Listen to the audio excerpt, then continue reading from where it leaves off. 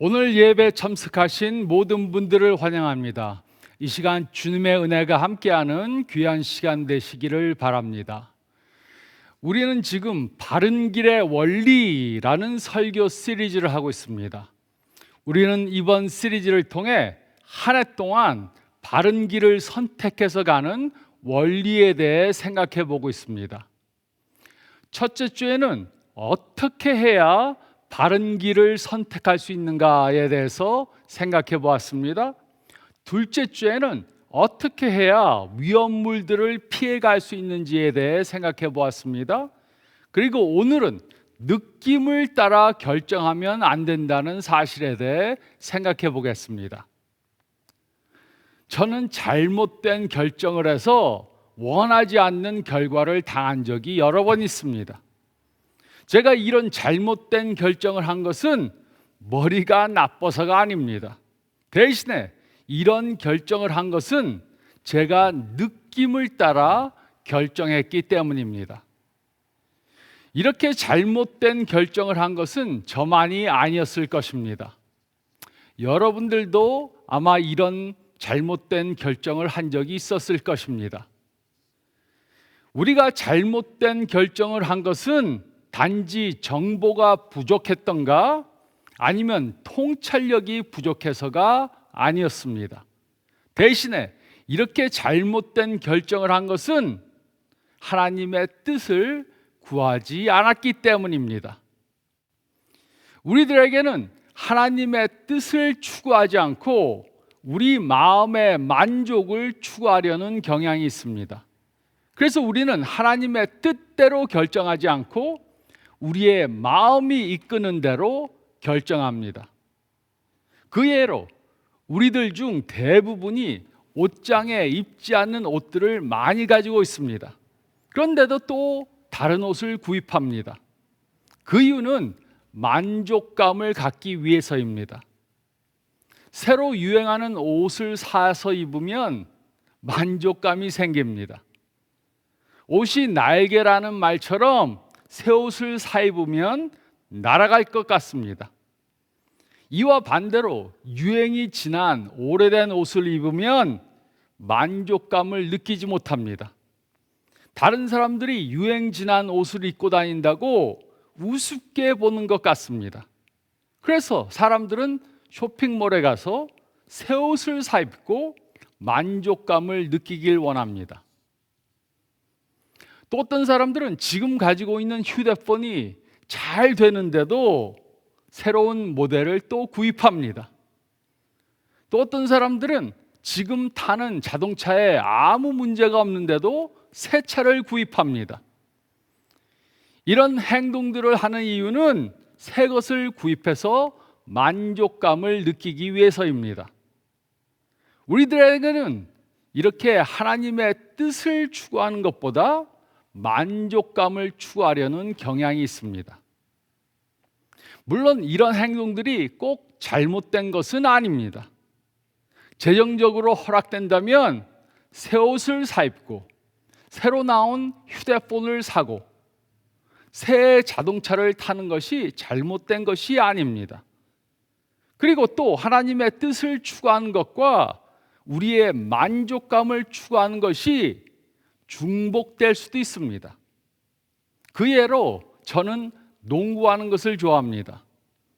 농구를 하는 것은 건강에도 좋고 또 재미가 있어서 만족감을 가져다 줍니다. 그러므로 농구를 하는 것이 잘못된 것이 아닙니다. 그러나 문제는 삶 중에는 갈림길이 있다는 것입니다. 만족감을 추구하는 길은 한 방향으로 향하고 또 하나님의 뜻을 추구하는 길은 다른 방향으로 향할 때가 있습니다. 이럴 때 똑똑한 사람들도 잘못된 결정을 합니다. 이것이 만족감을 추구하는 삶의 위험성입니다. 이것이 바로 똑똑한 사람들이 잘못된 길을 선택하는 이유입니다. 머리로는 잘못된 길인 줄을 아는데 머리로는 이 길이 잘못된 길이다 이렇게 아는데 마음으로는 만족감을 추구하기 때문에 잘못된 길을 선택하는 것입니다. 우리는 이 사실을 예레미야 17장 말씀을 통해 깨달을 수 있습니다. 예레미야는 주전 600년경에 활동한 선지자였습니다. 그 당시 유다의 왕은 여호와김이었습니다. 그가 왕으로 집권한 당시 그는 이방 나라들이 섬기는 우상들을 섬겼습니다. 백성들도 그를 따라 우상들을 섬겼습니다. 그래서 이 당시 유다는 영적으로 매우 어두운 길을 가고 있었습니다. 예레미야는 계속해서 왕에게 하나님과의 언약을 저버릴 때 당할 위험에 대해서 경고해 주었습니다. 회개하지 않으면 하나님께서 바벨론 왕국을 들어서 그들을 치실 것이라고 경고했습니다. 그러나 왕은 그의 경고를 듣지 않았습니다. 뿐만 아니라 이런 예레미야의 경고는 유다 백성들을 분노하게 만들었습니다. 그래서 왕은 예레미야를 체포해서 감옥에 가두었습니다. 그는 감옥 안에서도 계속해서 똑같은 메시지를 전했습니다. 그는 주전 588년에 바빌론 군사들이 유다를 점령할 때까지 감옥 안에 있었습니다. 그리고 예레미야는 여호와김이 하나님의 경고를 끝까지 듣지 않아서 나라가 망하는 것을 지켜보았습니다. 이런 상황에서 예레미야는 예레미야서를 기록했습니다. 그리고 예레미야는 오늘날 우리가 멸망의 길을 가는 어리석은 선택을 하지 않기 위해서 해야 하는 세 가지 중요한 말을 해주었습니다. 우리가 어리석은 멸망의 길을 가지 않는 사람들이 되기 위해 해야 하는 세 가지를 다음과 같이 말해 주었습니다. 첫째로 9절 말씀을 보면 우리는 마음의 느낌을 무조건 믿으면 안 됩니다. 우리는 마음의 느낌을 무조건 믿으면 안 됩니다. 많은 경우 우리는 우리의 느낌을 따라 결정합니다. 그리고 우리는 우리의 머리에게 결정한 것을 뒷받침해주는 이유들을 찾으라고 명령합니다.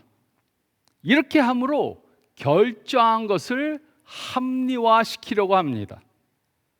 예를 들어 설명하겠습니다. 어떤 사람이 아무 문제가 없는 그런 자동차를 새 차로 바꾸려고 합니다. 그의 솔직한 마음은 새 차는 보기도 좋고 냄새도 좋고 운전할 때 기분이 좋기 때문에 새 차를 사고 싶다입니다. 그러나 대부분의 사람들은 이렇게 말하지 않습니다. 대신에 그들은 새 차는 친환경적이고 고장도 안 나고 더 안전하다. 그래서 새 차를 사야 하겠다. 이렇게 말합니다. 그 사람이 새 자동차를 사는 가장 큰 이유는 만족감을 갖기 위해서입니다. 하지만 머리에게 새 자동차를 사야 하는 이유들을 찾게 만듭니다. 그리고 그는 그 이유들이 새 자동차를 구입하려는 참된 이유라고 자기를 설득시킵니다. 우리들도 이렇게 결정했을 때가 있었을 것입니다. 감정과 이성이 서로 충돌하면 우리는 머리에게 내가 마음으로 결정한 것을 뒷받침해주는 좋은 이유들을 찾으라고 명령합니다.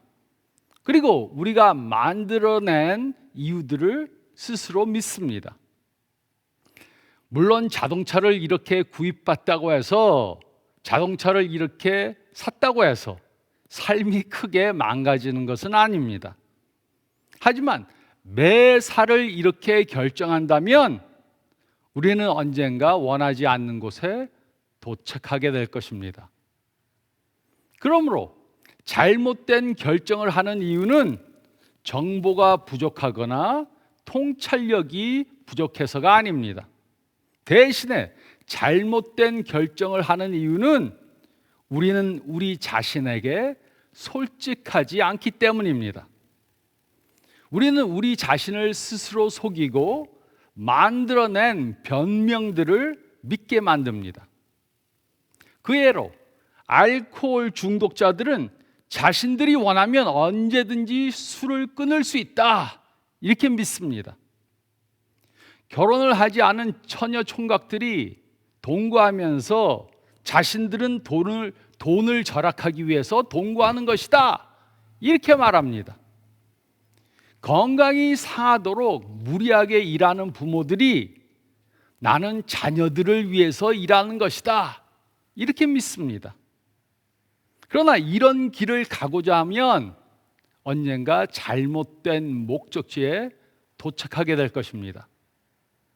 술을 끊지 않으면 간이 망가지게 됩니다. 동거하면 결혼을 망칠 수 있습니다. 무리하면 건강이 망가지게 됩니다. 그러나 이들은 자기 자신들에게 솔직하지 않기 때문에 이렇게 잘못된 길을 계속해서 가는 것입니다. 9절은 다음과 같이 기록했습니다. 만물보다 거짓되고 심히 부패한 것은 마음이라 누가 능히 이를 알리오마는. 우리들이 잘못된 길을 가는 이유는 우리들의 부패한 마음 때문입니다. 구약에서 마음이란 내면 존재 전부를 말하는 것이며 이성도 포함합니다. 그리고 이 마음에서 우리의 행동과 의지가 나옵니다. 그런데 인간들의 마음은 그 어떤 것보다 더 부패해져 있습니다. 이곳에 사용된 부패라는 단어는 치료가 불가능한 상태를 말합니다. 하지만 마음이 부패한 것을 그 주인조차 모릅니다. 그래서 우리의 마음은 우리를 속이는 것입니다. 거짓말하는 것과 속이는 것은 다릅니다. 거짓말하는 사람은 자신이 진실이 아닌 것을 말하는 것을 압니다. 하지만 속는 사람은 자신이 진실이 아닌 것을 말하는 것조차 모릅니다. 우리의 마음은 그저 거짓말을 하는 것이 아닙니다. 대신에 우리의 마음은 우리가 원하는 것을 하게 좋은 쪽으로 우리를 인도하고 우리가 원하는 것을 미화하고 합리화합니다. 그 이유는 우리의 마음은 부패해져 있기 때문입니다. 그래서 우리는 속는다는 사실조차 모릅니다. 우리의 마음이 우리를 속이는데 그 사실조차 모릅니다. 우리의 마음은 우리를 잘못된 길로 인도할 수 있습니다. 그러므로 우리는 우리의 마음이 인도하는 대로 결정하면 안 됩니다. 우리는 우리의 느낌을 무조건 믿으면 안 됩니다. 우리의 마음은 우리 자신들에게 거짓말을 하는 수준이 아니고 우리를 속입니다. 그러므로 우리는 마음의 느낌을 무조건 믿으면 안 됩니다. 우리는 마음의 느낌을 무조건 믿으면 안 됩니다. 그리고 둘째로 9절 말씀을 보면 우리는 우리 자신에게 솔직해야 합니다. 우리는 우리 자신에게 솔직해야 합니다. 9절은 다음과 같이 기록했습니다. 만물보다 거짓되고 심히 부패한 것은 마음이라 누가 능히 이를 알리오마는. 마음이 우리를 속이는 한 우리는 원하는 목적지로 갈 수 없습니다. 그 이유가 무엇입니까? 자신을 속이면 우리는 우리가 지금 현재 어디에 있는지 알 수 없기 때문입니다. 그리고 지금 현재 위치를 알지 못하면 우리는 우리가 원하는 목적지로 갈 수 없습니다. 제가 언젠가 쇼핑몰에 간 적이 있습니다. 그 쇼핑몰은 너무 커서 제가 가려고 하는 가게가 어디에 있는지 알 수 없었습니다. 그래서 쇼핑몰에 있는 지도로 향해 갔습니다. 지도를 보고 그 가게가 어디에 위치해 있는지 찾았습니다. 그런데 문제는 누군가가 현재 위치를 알려주는 현 위치라는 표를 뜯어버렸습니다. 그래서 저는 제가 지금 어디에 있는지 알 수가 없어서 그 가게로 갈 수가 없었습니다. 우리의 현 위치를 알지 못하면 우리는 우리가 원하는 목적지로 갈 수 없습니다.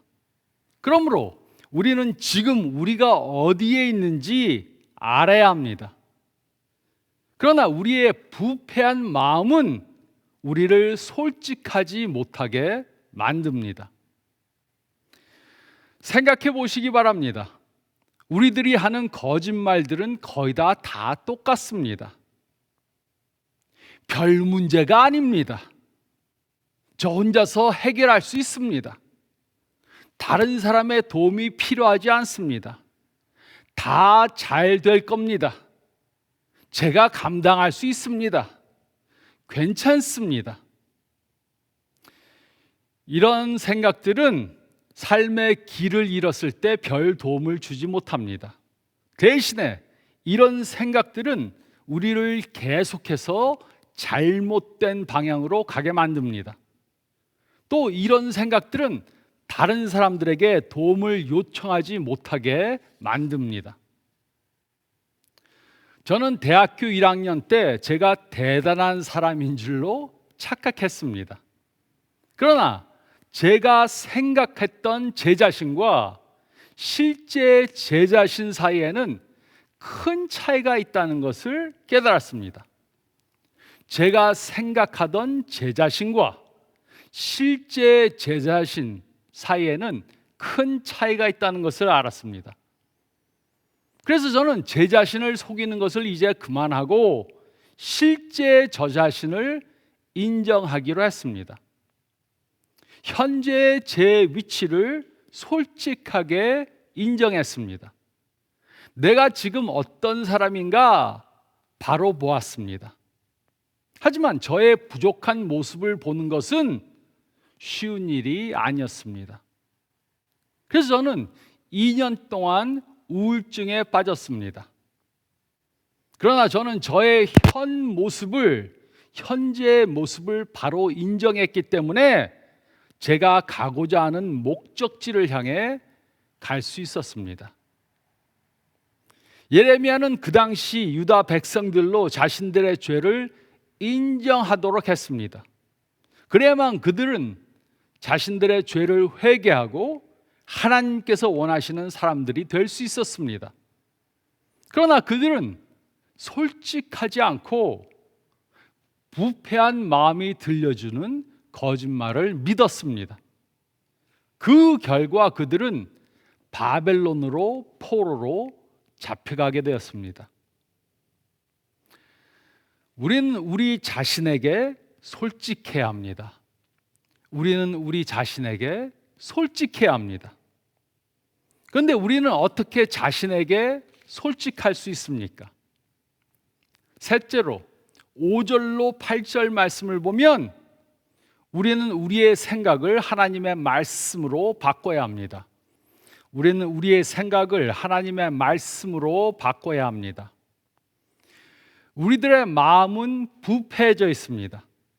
그러면 우리들에게는 희망이 전혀 없습니까? 우리들의 마음은 새롭게 변화될 수 없습니까? 이것이 성경이 주는 소망입니다. 우리는 우리의 부패한 마음을 따르지 않아도 됩니다. 우리의 마음과 생각은 하나님의 말씀으로 새로워질 수 있습니다. 이것이 예레미야가 말해준 것입니다. 5절로 8절은 다음과 같이 기록했습니다. 여호와께서 이와 같이 말씀하시니라. 무릇 사람을 믿으며 육신으로 그의 힘을 삼고 마음이 여호와에게서 떠난 그 사람은 저주를 받을 것이라. 그는 사막의 떨기나무 같아서 좋은 일이 오는 것을 보지 못하고 광야 간조한 곳 건건한 땅 사람이 살지 않는 땅에 살리라. 그러나 무릇 여호와를 의지하며 여호와를 의뢰하는 그 사람은 복을 받을 것이라. 그는 물가에 심겨진 나무가 그 뿌리를 강변에 뻗치고 더위가 올지라도 두려워하지 아니하며 그 입이 청청하며 가무는 해도 걱정이 없고 결실이 그치지 아니함 같으리라. 이 당시 유다 왕 여호야김은 애굽을 믿고 의지했습니다. 자신이 바벨론을 대항하면 애굽이 군사를 보내서 도와줄 것이라고 믿었습니다. 그는 다른 나라를 의지하고 하나님을 의지하지 않았습니다. 하지만 사람을 의지하는 사람은 망하고 하나님을 의지하는 사람은 번창합니다. 예레미야는 이곳에서 두 종류의 사람에 대해 말했습니다. 첫째로, 사람을 믿고 의지하며 마음이 여호와에게서 떠난 사람은 저주를 받을 것입니다. 그는 사막의 떨기나무 같아서 좋은 일이 오는 것을 보지 못하고 광야, 간조한 곳, 건건한 땅, 사람이 거하지 않는 곳에 거하게 될 것입니다. 이것이 사람을 의지하는 어리석은 사람의 운명입니다. 둘째로, 여호와를 의지하며 의뢰하는 사람은 복을 받을 것입니다. 그는 삶 가운데 어려움이 와도 두려워할 필요가 없습니다. 그는 물가에 심겨진 나무가 그 뿌리를 강변에 뻗으며 더위가 올지라도 두려워하지 않는 것과 같습니다. 그는 그 입이 청청하며 가뭄이 있는 해도 물가에 심겨진 깊은 뿌리 때문에 걱정이 없고 결실이 그치지 않을 것입니다. 하지만 예레미야 당시 유다 백성들은 하나님을 의지하지 않고 자기 자신과 다른 사람들을 의지했습니다. 하나님께서는 그들에게 하나님을 의지하라고 계속해서 명령하셨습니다. 그리고 그들이 선택한 것이 어떤 결과를 가져다 줄지 말해 주셨습니다. 사람을 의지하는 사람은 멸망할 것이고 하나님을 의지하는 사람은 축복을 받을 것입니다. 우리도 이 사실을 잘 압니다. 그런데도 우리는 잘못된 결정을 해놓고 그것을 지지해주는 합리적인 이유들을 찾으려고 합니다. 우리의 마음이 우리에게 명령을 하면 우리는 이런 일을 하게 됩니다. 우리는 우리의 부패한 마음으로부터 명령을 받아서는 안 됩니다. 대신에 우리는 우리의 생각을 하나님의 생각으로 바꾸고 하나님의 진리가 말씀하는 대로 따라가야 합니다. 우리의 부패한 마음이 우리의 생각을 지배하게 하면 안 되고 하나님의 말씀이 우리의 생각을 지배하게 해야 합니다. 이럴 때 부패한 마음으로부터 자유함을 얻게 됩니다. 그러나 이렇게 하는 것은 그렇게 쉽지 않습니다. 이것은 우리가 부패한 마음이 들려주는 말에 귀 기울이지 않고 하나님의 말씀에 귀를 기울 때만 가능합니다. 그리고 이것이 우리가 중요한 일들을 결정할 때 해야 하는 것입니다. 우리는 우리의 부패한 마음이 들려주는 말을 듣지 않고 하나님의 말씀을 들어야 합니다. 하나님께서 우리들에게 가라는 길로 가야 합니다. 우리는 우리가 알고 있는 하나님의 말씀에 근거해서 우리의 갈 방향을 결정해야 합니다. 요한복음 8장 32절은 다음과 같이 기록했습니다. 진리를 알지니 진리가 너희를 자유케 하리라. 우리는 하나님의 진리를 알아야 부패한 마음으로부터 자유함을 얻을 수 있습니다. 그러나 문제는 많은 그리스도인들이 하나님의 말씀을 잘 모른다는 것입니다.